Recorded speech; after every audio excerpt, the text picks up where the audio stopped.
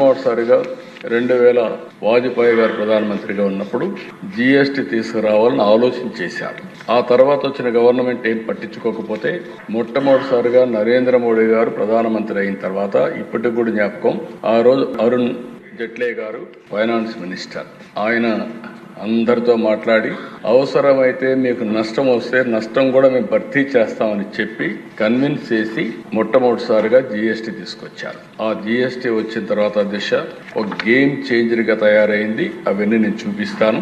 ఈ రోజు next reform GST రెండో రిఫార్మ్ తీసుకొచ్చారు. ఇది మీరు ఒకసారి చూస్తే నాకు ఏమాత్రం అనుమానం లేదు. నేను ఎప్పుడు కూడా రిఫార్మ్ అంటే నేను ముందుంటాను. అది నా జీవితంలో ఇప్పుడే కాదు, మొట్టమొదటి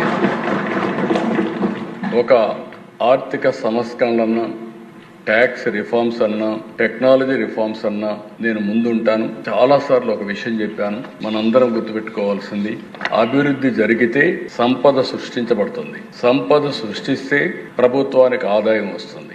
ఆదాయం వస్తే ఆ ఆదాయంతో సంక్షేమం మళ్లీ అభివృద్ధి చేయడానికి అవకాశాలు వస్తాయి. మొన్న ఢిల్లీ మీటింగ్ లో కూడా నేను చాలా స్పష్టంగా చెప్పాను, ఎవరైతే సంపద సృష్టించలేరో వాళ్లకు సంక్షేమం ఇచ్చే అధికారం కూడా లేదు. అప్పులు చేసి సంక్షేమ కార్యక్రమాలు ఇస్తే అది సస్టైనబుల్ కాదనేది నా ప్రగాఢమైన నమ్మకం.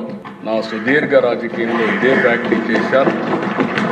అందుకే ఈ రిఫార్మ్ వస్తే మా ఫైనాన్స్ మినిస్టర్ గారు, మా ఫైనాన్స్ సెక్రటరీ గారు అందరూ వచ్చి, సార్ మనకు నష్టం వచ్చేస్తుంది, చాలా ఇబ్బందులు వస్తాయి, ఆర్థికంగా ఇబ్బందులు పడతామంటే, ఆర్థిక ఇబ్బందుల తర్వాత ఫస్ట్ దేశం రాష్ట్రం ముఖ్యం. మనం అంతా కూడా లాంగ్ టర్మ్ రిఫార్మ్ చూడాలి. It will be A game changer, don't object. First మీరు వెళ్ళి సపోర్ట్ చేయమని చెప్పిన వ్యక్తి నేనని చెప్పి కూడా నేను తెలియజేస్తున్నా. ఆ పని చేశాను. ఈరోజు ఇక్కడ చూసినప్పుడు కేంద్రం దివాళీ బోనస్ అని చెప్పారు, కానీ మనందరికి పండుగలు దసరాతో స్టార్ట్ అవుతాయి. 22 అమలవుతుంది. దసరా నుంచి మనకి దీపావళి వస్తుంది. దీపావళి తర్వాత సంక్రాంతి వస్తుంది. ఈసారి అన్ని పండుగలు ఘనంగా జరుపుకునే అవకాశం వస్తుంది. నిజమైన స్ఫూర్తితో పండుగలు చేసుకోవడానికి పేదవాడికి అవకాశం వస్తుంది. నేను ఎప్పుడు చెప్పేవాడిని, సంక్రాంతికి ఒకసారి కానుక కూడా ఇచ్చాం, పేదవాళ్ళు పండుగ చేసుకోలేరని. ఈ రోజు ఈ యొక్క రిఫార్మ్ వల్ల 99% ఎవరైతే 12% ఓల్డ్ స్లాబ్ రేట్ ఉన్నారో వాళ్ళకందరికీ 0% వచ్చేస్తున్నారు. ఇంకొక పక్క 90% గూడ్స్ 28% నుంచి 18%, 5%కి వస్తున్నాయి. ఈ విధంగా గణనీయమైనటువంటి ట్యాక్స్ రిడక్షన్ వస్తుంది. ఈ విషయం మనందరం గుర్తుపెట్టుకోవాల్సిన అవసరం ఉంది. ఈ రోజు ఇక్కడ ఓసారి మనందరం చూస్తే కొంతమంది బోల్డ్ రిఫార్మ్స్ చేయగలుగుతారు. బోల్డ్ రిఫార్మ్స్ చేసిన వ్యక్తి నరేంద్ర మోడీ గారు. ఆయన ముఖ్యమంత్రిగా ఉన్నప్పుడు నేను చూశాను, ఆయన ప్రధానమంత్రిగా ఉన్నప్పుడు చూశాను. 2 సార్లు కూడా ఏదొచ్చినా కూడా అనునిత్యం ఆలోచిస్తారు. నూతనత్వం ఉండాలి, రిఫార్మ్ ఉండాలి, ప్రజలకు ఉపయోగపడే మంచి కార్యక్రమం ఏం చెప్పినా ఇమీడియట్ గా యాక్సెప్ట్ చేసే వ్యక్తి. అందుకే 11 సంవత్సరాల్లో ఆయన చేసిన నిర్ణయాలు మీరు చూస్తే, ఒకప్పుడు దగ్గర ఇండైరెక్ట్ ట్యాక్స్ పేయర్స్ 132% పెరిగారు ఆయన తీసుకున్న రిఫార్మ్ వల్ల.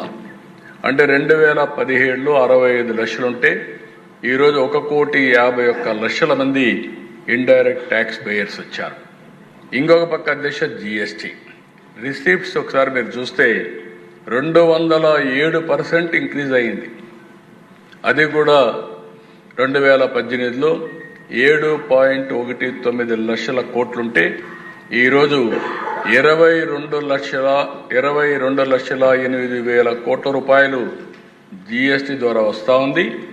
18% యావరేజ్ గ్రోత్ రేట్ CAGR. ఇది ఒక చరిత్ర అని చెప్పి కూడా నేను మీకు తెలియజేస్తున్నా. అలాంటి బోల్డ్ రిఫార్మ్ ఇది. వారిని మనస్ఫూర్తిగా మనం అభినందించాల్సిన అవసరం ఉంది. ఈ రోజు అధ్యక్ష, 1 nation 1 vision, A victory for cooperative federalism. నేను ఈ మాట ఎందుకు వాడుతున్నానంటే, ఓసారి కొంతమంది ట్యాక్స్ రిఫార్మ్స్ అంటే మన అధికారం పోతా ఉంది, మనం కూడా ట్యాక్స్ వేసుకోవచ్చు, ఎందుకు ఈ ట్యాక్స్ వేసే అధికారం వేరే సెంటర్కి ఇస్తున్నారు, ఇలాంటి నాకు కూడా చాలా మంది ఇంటలెక్చువల్స్ కూడా చెప్పారు, మీరు అధికారం కోల్పోతున్నారని. నాకు అధికారం కాదు, శాశ్వతంగా ప్రజలకు అధికారం ఇవ్వాలనేదే నా ధ్యేయం. అందుకే 1 నేషన్ 1 విజన్ ముందుకెళ్దామని చెప్పి కూడా నేను తెలియజేస్తున్నా.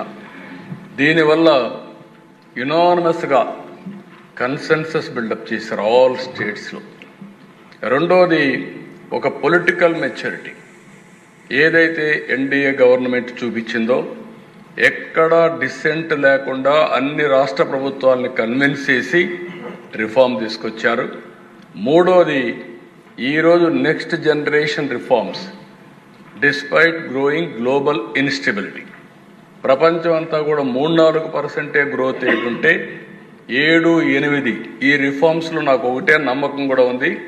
ఇంకొంచెం కానీ స్ట్రాంగ్గా మనం పనిచేయగలిగిపోతే ప్రపంచంలోనే డబల్ డిజిట్ గ్రోత్ సాధించే ఏకైక దేశం భారతదేశంగానే ఉంటుంది. దాంట్లో అనుమానం కూడా లేదు. అలాంటి ఒక స్ట్రాంగ్ లీడర్షిప్, స్ట్రాంగ్ విండ్స్కి వ్యతిరేకంగా కూడా ఈరోజు ఆయన పనిచేసి ముందుకు పోయే పరిస్థితి వచ్చింది.